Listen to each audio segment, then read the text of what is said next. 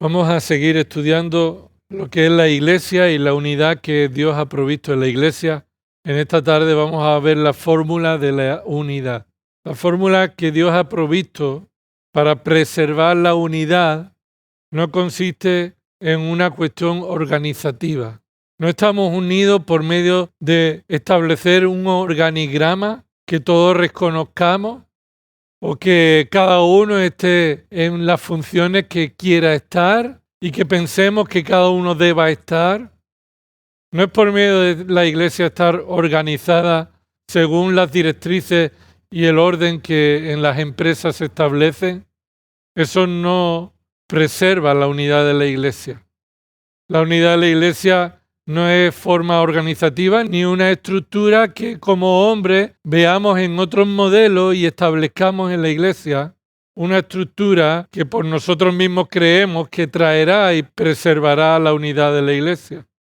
La fórmula en la que la unidad de la Iglesia se preserva tampoco es por medio de algo personal, algo que tenga que ver con algo en común que tenemos nosotros, ni por la raza, ni las preferencias que tengamos, ni por los partidos políticos que pensemos, ni por la economía que tengamos.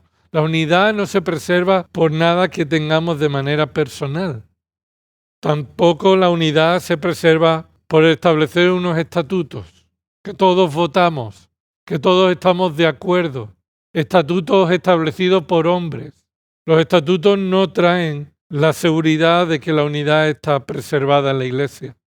Ni tampoco es por una visión pragmática, por estar de acuerdo en lo que funciona en este mundo, en encontrar algo que es eficaz creyendo que los resultados positivos o los resultados esperados, el pragmatismo es hacer las cosas buscando un resultado eficaz esperado, eso traerá unidad a la Iglesia o preservará la unidad de la Iglesia. Tampoco la unidad de la Iglesia se preserva por el legalismo. Todos con pantalones largos, todos con camisa, todos con corbata, todos con un estilo de vida, una forma de vestir, una forma de comportarse establecido por las leyes de los hombres, no por la palabra de Dios. Y en muchas ocasiones cualquiera de estos elementos se han establecido como la forma en la que va a descansar la unidad de la Iglesia o se va a preservar la unidad de la Iglesia.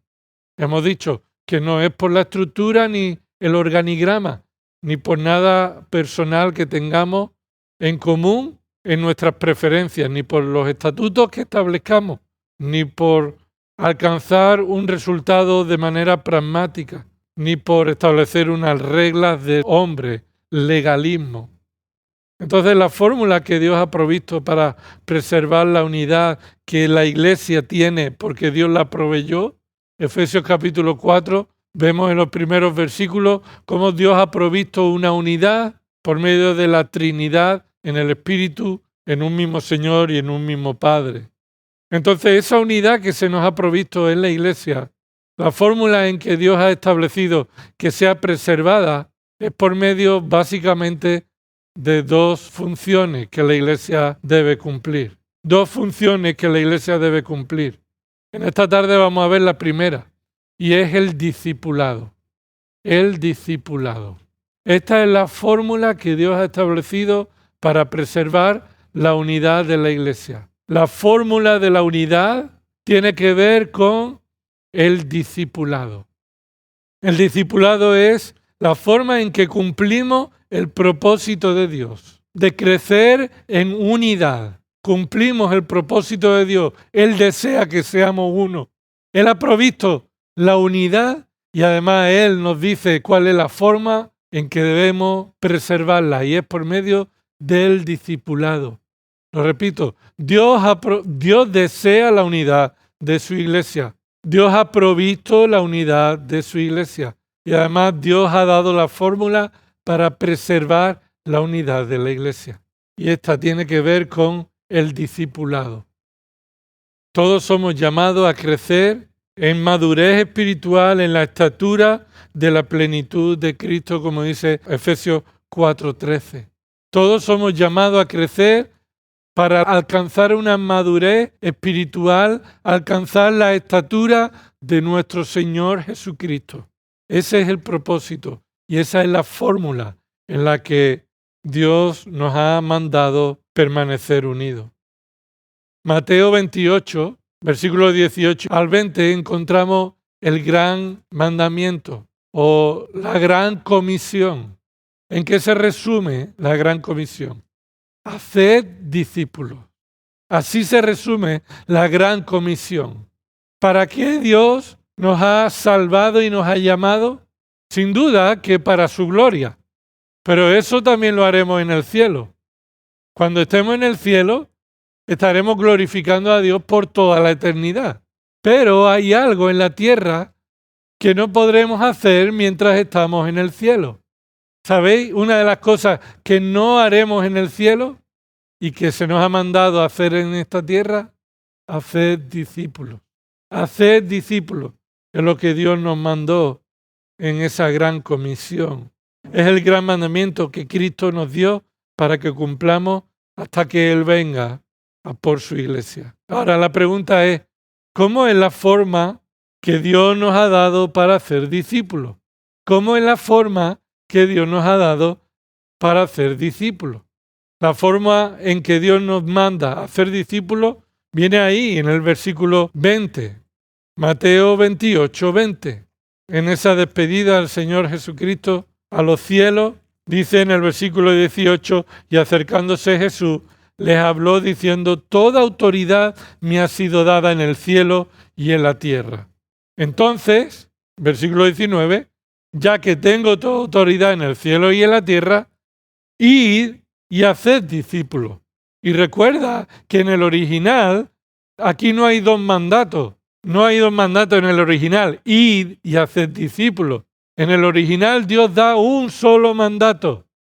Haced discípulos. Y el verbo id no está en imperativo, no está en una orden, sino está en un verbo que nos muestra la forma en que hacemos discípulos y es yendo. Así que Cristo dice, haced discípulos yendo a todas las naciones, bautizándolos en el nombre del Padre y del Hijo y del Espíritu Santo. Versículo 20. ¿Cómo se hace discípulos? ¿Cómo se hace? ¿Qué dice ahí? Enseñándoles. Y enseñándoles se refiere a los que han bautizado de todas las naciones. No enseñar a todas las naciones, sino enseñar a los que han bautizado. Así que Cristo da por sentado que los discípulos entienden y van a entender que a los que Dios salve por medio de la predicación del Evangelio deben ser bautizados y entonces deben ser, ¿qué? Enseñados. Dice ahí, enseñando. Así que la pregunta que hemos hecho antes, ¿cómo es la forma que Dios nos ha mandado para hacer discípulos? Y es la enseñanza. Los discípulos se hacen enseñando. Y la unidad se preserva por medio de enseñar, y esto hace discípulos. Hacer discípulos es básicamente la tarea de enseñar a los creyentes, y lo vuelvo a recalcar, enseñar a los creyentes, enseñar a los que han sido bautizados, aquellos discípulos que por la predicación del Evangelio han sido bautizados. Dios los ha salvado, han creído y por medio de la fe manifiestan también la obediencia del bautismo. A esos hay que enseñarles a guardar todo lo que el Señor Jesucristo nos ha mandado. Ahora, esta enseñanza que la Iglesia es llamada a realizar para hacer discípulos, para preservar la unidad del Espíritu que el Trino Dios nos ha provisto, conlleva dos áreas de enseñanza, dos áreas que somos llamados a enseñar para hacer discípulos. Y vuelvo a preguntar, para recalcar esto en nuestra mente, ¿cómo es la forma en la que Dios nos ha dado para preservar la unidad? Y en primer lugar es haciendo discípulos. El discipulado preserva la unidad de la iglesia. El discipulado preserva la unidad de la iglesia. ¿Y cómo se hacen discípulos? Enseñando. Y hay dos áreas en las que deben ser enseñados. Primer área, el área de la doctrina. La enseñanza debe estar basada en la doctrina. La doctrina es lo que se enseña a los discípulos. Un discípulo es un pecador redimido por la sangre de Cristo, ya que has nacido de nuevo soberanamente por la obra del Espíritu Santo, y ese discípulo debe ser enseñado en la palabra de Dios. Cuando se refiere al área de la doctrina, se refiere a la enseñanza teórica de la palabra de Dios, la enseñanza de todo el conjunto de lo que Dios ha revelado, la enseñanza del discipulado que la Iglesia es llamada a cumplir y por medio de la cual la unidad que hemos recibido podrá ser preservada, es enseñando lo que Dios ha revelado. Entonces, no preservamos la unidad manteniendo al lado la enseñanza. No vamos a enseñar la doctrina porque la doctrina divide. Vamos a procurar dejar la doctrina a un lado para que todos estemos unidos. Eso no es el formato. Esta no es la fórmula que Dios ha diseñado. Hacer discípulos, ser discípulos de Cristo, es la forma en la que Dios nos manda a preservar la unidad, y esto tiene que ver con la enseñanza de la doctrina. Observa Juan 17 conmigo y lee los versículos 6 al 8. Juan capítulo 17, versículos del 6 al 8. Jesús está orando al Padre y ora: he manifestado tu nombre a los hombres que del mundo me diste. Eran tuyos, y porque eran suyos, ¿qué hizo el Padre? Me los diste y han guardado tu palabra.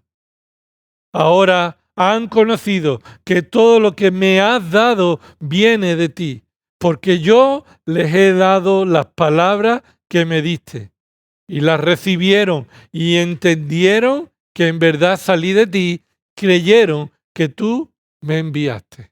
Lo que Jesús está diciendo es que a los que el Padre, Él tenía, los escogió y los llevó al Hijo y los hizo discípulos. ¿Y qué hizo el Hijo con esos discípulos que el Padre le dio? Dice ahí el versículo 6, he manifestado tu nombre a eso. He manifestado tu nombre a esos hombres. La manifestación del nombre de Cristo significa: les he enseñado tu carácter. He manifestado tu carácter. Les he revelado quién eres a esos hombres que del mundo me diste. Han guardado tu palabra. Ahora han conocido que todo lo que tú me has dado viene de ti. Y versículo 8, yo les he dado las palabras que me diste. Así que la tarea, el modelo de hacer discípulos, es el modelo de Cristo que cumplió con sus discípulos. ¿Y qué hizo Cristo? Les enseñó las palabras que el Padre le dio para que enseñara a sus discípulos, los cuales demuestran que son discípulos porque los guarda. Sabemos que Judas, en esta oración, el Señor Jesús ora diciendo: ninguno se perdió, ninguno de los discípulos verdaderos se perdió, sino el hijo de perdición, el cual estaba escogido para eso. Así que un verdadero discípulo de Cristo es enseñado por Cristo y guarda las palabras de Cristo. El discipulado, por tanto, está basado en conocer a Dios, su carácter, su persona y su obra, según lo que hemos leído en Juan 17, 6 al 8. Ahora, la tarea de hacer discípulos es apuntar a Cristo. Porque aunque Cristo apunta al Padre, la tarea del discipulado es apuntar a los hombres a Cristo. Y ven conmigo a Juan capítulo 1. Recuerda que este evangelio fue escrito principalmente para demostrar que Jesús es el Hijo de Dios, Él es Dios mismo, pero también el énfasis de Juan es diferenciar los verdaderos discípulos de los falsos.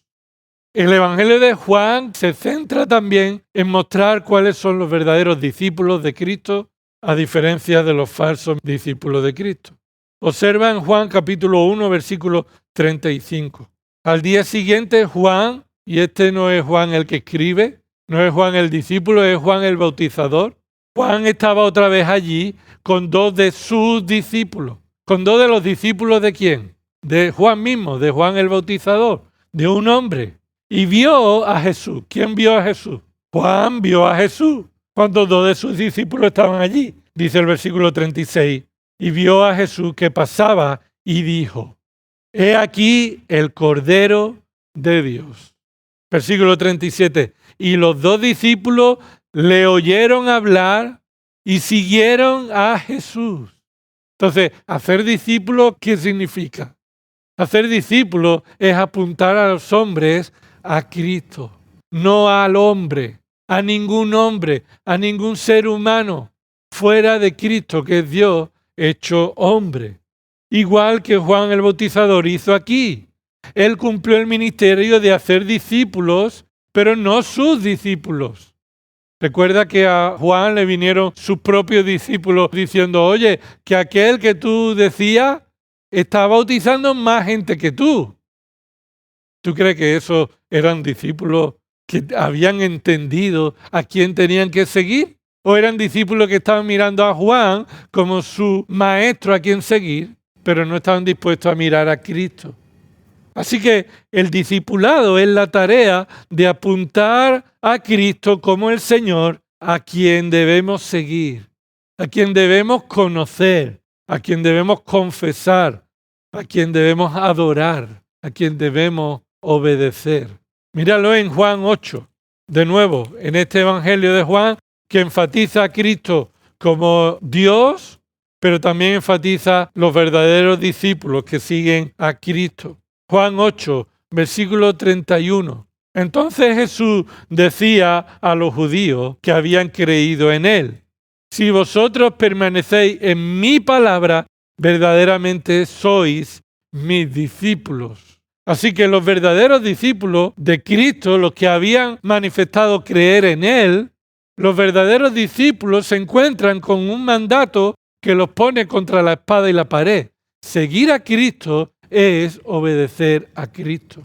Ser discípulo de Cristo implica obedecer a Cristo. Si no estás dispuesto a permanecer en la palabra de Cristo, y esto de permanecer en la palabra es no solamente creer sin moverte, sino creer y obedecer la palabra de Dios. Tú cuando dices creer la palabra de Dios, ¿qué significa? Que crees que es la verdad y que la obedeces. No puedes decir que creo que es la verdad, pero no la obedezco. Eso es incongruente. Eso no es permanecer en la verdad. Y Cristo dice, si vosotros permanecéis en mi palabra, entonces esto es demostración de que verdaderamente sois mis discípulos. Así que un verdadero discípulo de Cristo es aquel a quien se le apunta a Cristo, a quien deben conocer y deben obedecer. Míralo en Segunda de Juan. El mismo autor, movido por el Espíritu Santo, que escribió ese evangelio, también escribió una carta a los creyentes muchos años después, casi antes de su muerte. Juan fue el quien escribió Apocalipsis, pero también escribió estas 3 cartas. Y en la segunda que tenemos en nuestras Biblias, dice el versículo 9, Segunda de Juan 9. Todo el que se desvía y no permanece en la enseñanza de Cristo. Observa que no dice en mi enseñanza como apóstol de Cristo. Da por sentado que él está enseñando la palabra de Cristo. Pero lo que está sobre la autoridad no es la palabra de los hombres ni de los apóstoles, sino la palabra de Cristo. Así que dice, todo el que se desvía y no permanece en la enseñanza de Cristo, no tiene a Dios. El que permanece en la enseñanza tiene tanto al Padre como al Hijo. Esta es la doble seguridad. La doble seguridad es la que se demuestra permaneciendo y la que se demuestra si te desvías. Hay 2 formas de identificar a un verdadero discípulo de Cristo. Uno es viendo que permanece en obediencia a la palabra de Cristo. Otra es viendo que no se desvía, que si permanece no te vas a desviar. Y esto de desviar no es que no pecas. Claro que pecas. Y Juan escribió en la primera carta, el que dice que no peca, hace a Dios mentiroso. Y si pecamos, tenemos delante del Padre ¿a quién? A un abogado, a un consolador, el cual intercede por nosotros. Ahora, Desviarse no significa que peco. Me he desviado y he pecado puntualmente. O en mi vida repetidamente vamos a pecar. No, desviarse es abandonar lo que uno dijo que creía. Es la apostasía que estudiamos hace varios meses. Es dejar de creer que la palabra de Cristo es la verdad y no estás dispuesto a seguirla. Así que hemos dicho que el discipulado está basado en conocer a Dios por medio de la persona y la obra de Cristo. Es el discipulado apuntar a todos los que han creído a que sigan a Cristo y no al hombre. En tercer lugar, el discipulado consiste en enseñar la verdad, sin importar si es aceptado por los discípulos o no. Míralo conmigo en Juan capítulo 6. Juan capítulo 6. Y alguno puede decir, bueno, un discípulo de Cristo aceptará lo que Cristo diga, pero el maestro adaptará su enseñanza a lo que sea aceptable para que aquellos que quieran seguirle le sigan. ¿Me explico? Alguien puede decir, bueno, para ser seguido tienes que dar un mensaje atractivo para que te sigan, ¿sí o no? Alguno puede decir eso. Hacer discípulos no consiste en enseñar la verdad que otros quieren escuchar. El discipulado consiste en enseñar la verdad sin importar si es aceptado o rechazado por los que escuchan. Capítulo 6 de Juan, versículo 60. Por eso muchos de sus discípulos, cuando oyeron esto, y esto significa la enseñanza que viene en todo el capítulo 6, dijeron, dura es esta declaración, ¿quién puede escucharla? Y ahí no solamente es escucharla, oír algo. No, ¿quién puede creer lo que está escuchando? ¿Quién dijo eso? ¿Muchos de los que no creían? ¿Quién lo dice? Míralo en tu Biblia. Muchos de sus discípulos dijeron, oye, lo que el maestro a quien yo sigo está enseñando, ¿quién puede creerlo? ¿Quién puede escucharlo? Versículo 61, pero Jesús, sabiendo en su interior que sus discípulos murmuraban por esto, les dijo, ¿esto os escandaliza? Versículo 62. Pues qué si vierais al Hijo del Hombre ascender donde antes estaba. Lo que ellos no podían entender que el Hijo del Hombre fuera Dios. No podían entender que fuera Dios su maestro.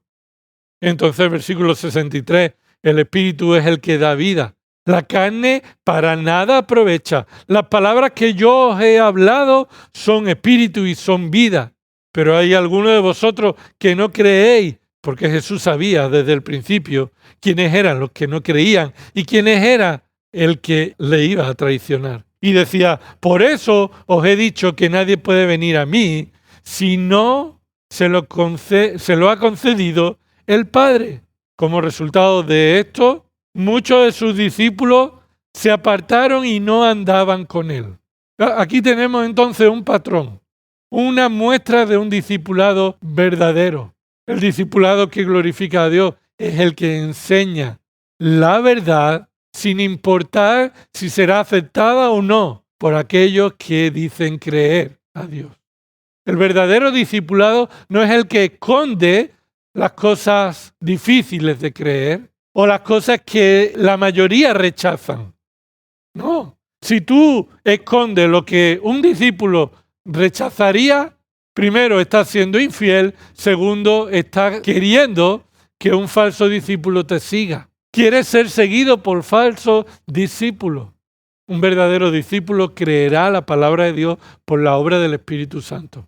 No porque yo le convenza o porque esa persona sea suficientemente inteligente por sí mismo. Así que el verdadero discipulado es el que enseña la verdad sin importar si será creída o será rechazada o será abandonada por todos los discípulos.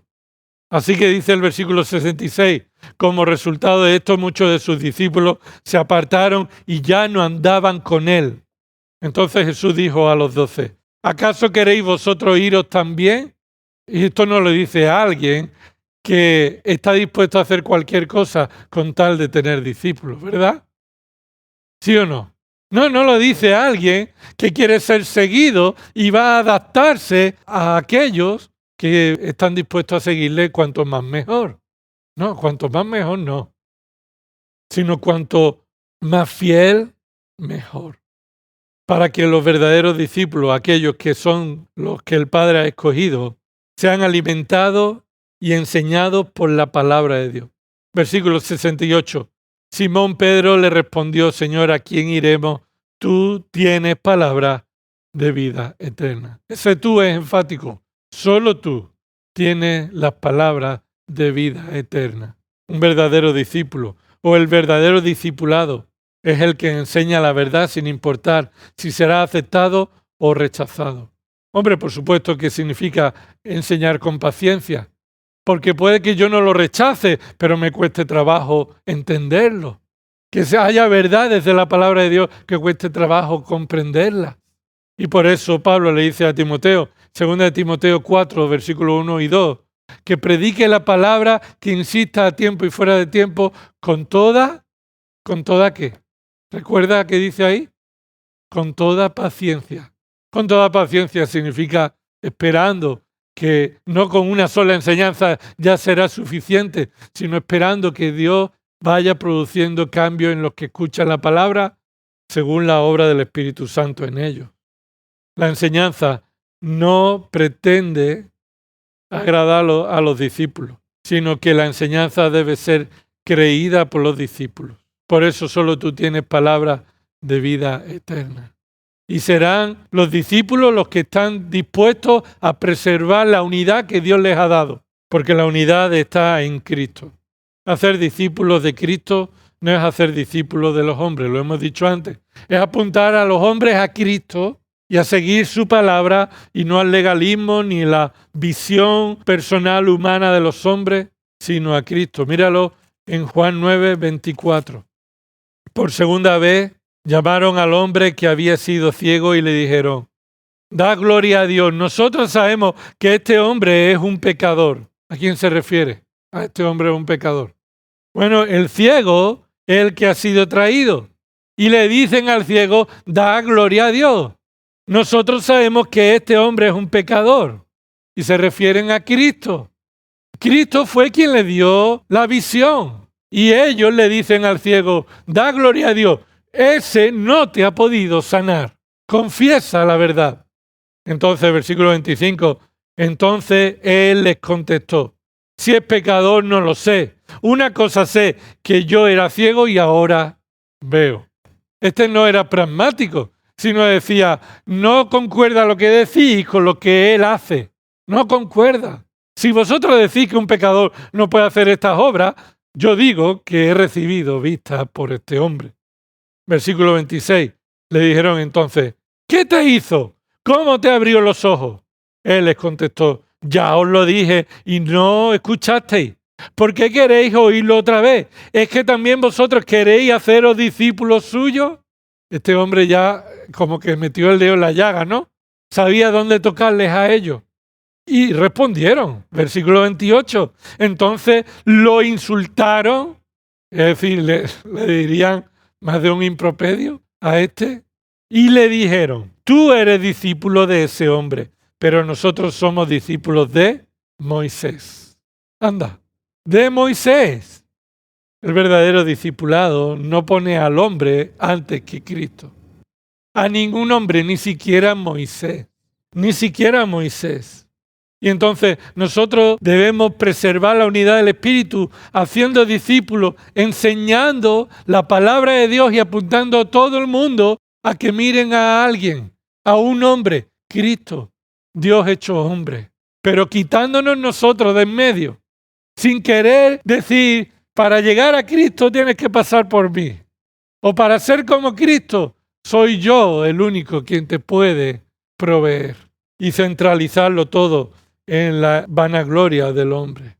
La enseñanza de hacer discípulos no pretende agradar a los discípulos, sino que la enseñanza debe ser creída por los discípulos y no hacer a los hombres el centro, sino a Cristo. Y así ha crecido la iglesia. Mira conmigo un par de versículos más, o un versículo más, para ver este punto. Hechos capítulo 14, versículo 21. Aquí se está relatando cómo la iglesia va creciendo en número y también va creciendo en madurez por medio de la palabra de Dios en el poder del Espíritu. Hechos 14, 21. Dice desde el 19, pero vinieron algunos judíos de Antioquía y de Iconio y habiendo persuadido a la multitud apedrearon a Pablo y lo arrastraron fuera de la ciudad pensando que estaba muerto. Y un paréntesis, hermano, algunos enseñan que Pablo estaba muerto y que Pablo fue resucitado fuera de la ciudad cuando un grupo de discípulos se reunieron alrededor orando. Y eso no es lo que el texto enseña. Precisamente el texto enseña que Pablo no estaba muerto, sino que pensaban que estaba muerto. Y por algo pone ahí, pensando que estaba muerto. Versículo 20, continuamos. Pero mientras los discípulos lo rodeaban, él se levantó y entró en la ciudad.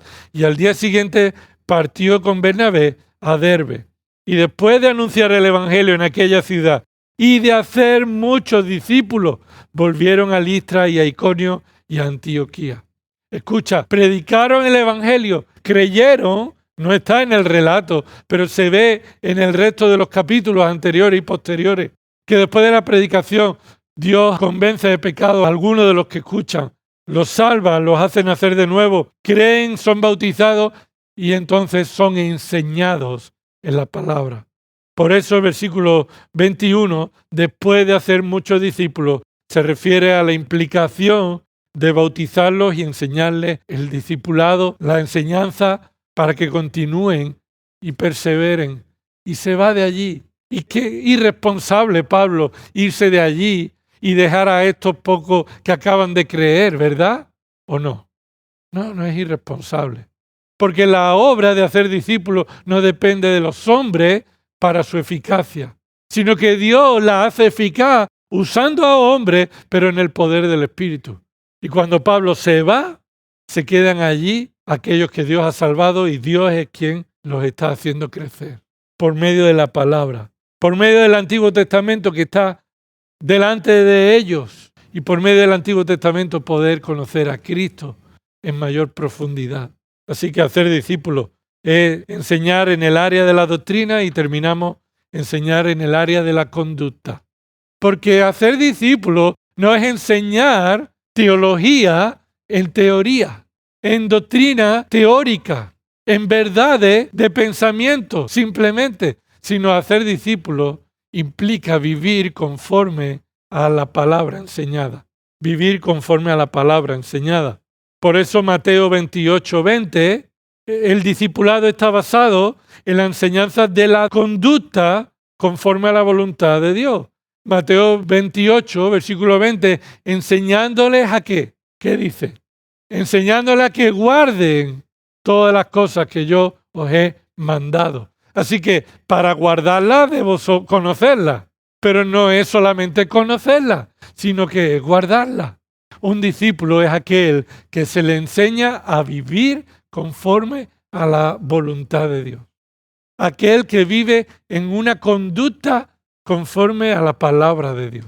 Aquel que está la palabra de Dios transformando su corazón y vive de una manera como agrada a Dios por medio de la palabra que obra en su corazón.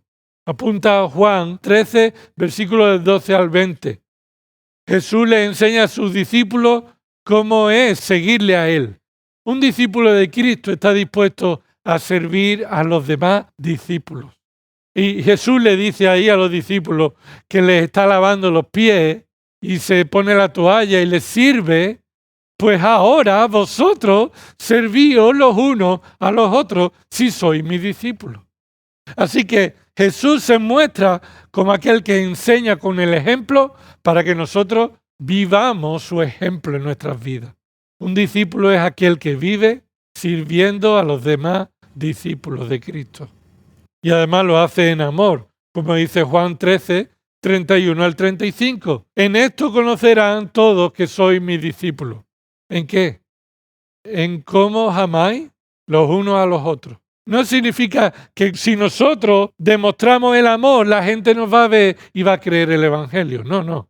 No está diciendo que si nosotros nos amamos, nuestro mensaje será creíble y será aceptado por los que escuchan. No, está diciendo algo muy diferente. La gente verá que sois mis discípulos en la forma en la que vivís, en la forma en la que os amáis.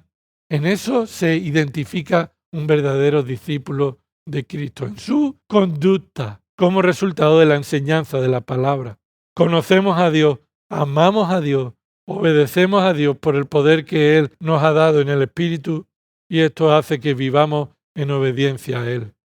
Por eso la voluntad de Dios es que demos mucho fruto para su gloria como verdaderos discípulos. Apunta a Juan 15:8. Esta es la voluntad de Dios, que deis mucho fruto. ¿Y qué significa que deis mucho fruto? ¿Que muchos crean por vuestra predicación? ¿Que deis mucho fruto es que traigáis muchas personas a los pies de Cristo? No, que deis mucho fruto es que viváis cada vez más mostrando los frutos del Espíritu. Una vida de conducta conforme a la voluntad de Dios. Esta es la voluntad del Padre, que deis mucho fruto y así le glorifiquéis. Y eso lo puedes leer en Gálatas 5. No es un discípulo de Cristo el que se circuncida, porque la circuncisión y la incircuncisión no valen para nada, sino la fe en el Hijo de Dios, que produce fruto. Un fruto que muestra el poder de Dios obrando en ello.